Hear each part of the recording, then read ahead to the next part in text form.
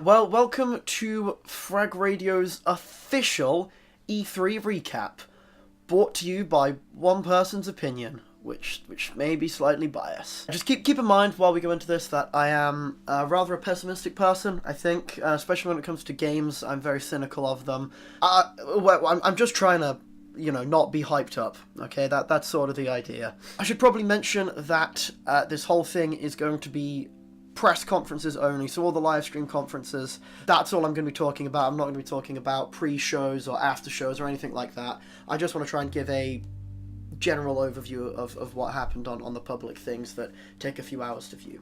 So we kicked off this year's E3 with an EA conference, and it was, I want to say dull, maybe? It was effectively sports followed by Star Wars Battlefront 2.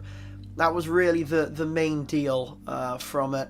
Battlefield 1 has some new maps coming to it. I believe they've announced some night maps, which will be coming later in July. They have also announced some DLC for the game, which is in the name of the TSAR. This brings 6 new maps to the game, as well as new vehicles and weapons. They promoted the Women's Battalion of Death, which I ended up doing a small amount of research into after finding out that it was a thing.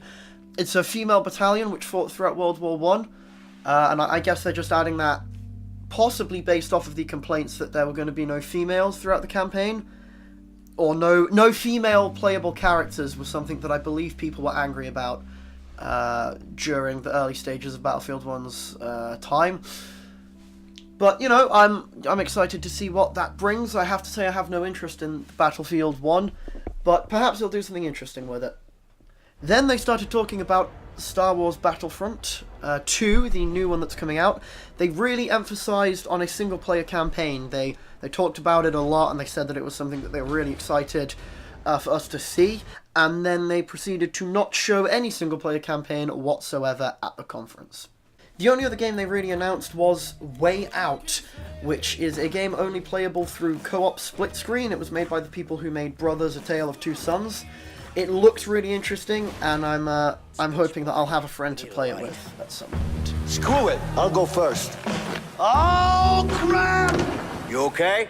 I've just realised while editing this, I didn't mention Need for Speed Payback, which is the latest Need for Speed game.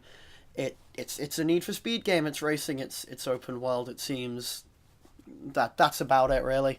But other than that, really, we got the FIFA, Madden, NBA, all the sequels to those, and that was about it. I think that it kind of showed EA's age a bit. It was commentators that they've had for years, games that they've had for years, and they just sort of showed the same thing. I really hope that next year EA show some more new IPs, something really interesting would be nice to see. Then onto the Microsoft stream. This was my personal favourite, mainly because of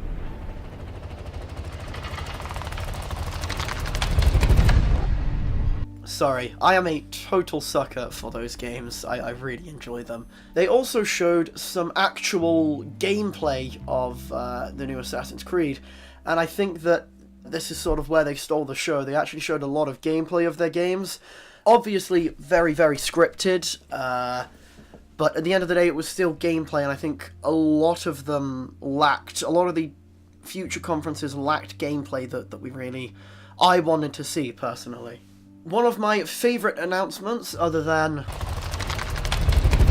would be Life is Strange 2 Before the Storm, which is a prequel to the Life is Strange game released a couple years ago. Really, really good story-driven game. Check it out. This new one could be very interesting. I'm hoping they do something cool with it. But the likes of Forza, Assassin's Creed made their own appearances. I'm excited for what the future holds for all of these games, and I think there's a lot of potential in their new MMO-styled game Anthem. This is being developed by BioWare, and it seems to be a massive open-world game featuring jetpack power suits, so I can't complain. They also announced their latest console, the Xbox One X, because names are hard. This is a 4K console gaming machine, it seems. Everything that they showed at the conference was played on the Xbox One X. I like the idea, but I think we're going to have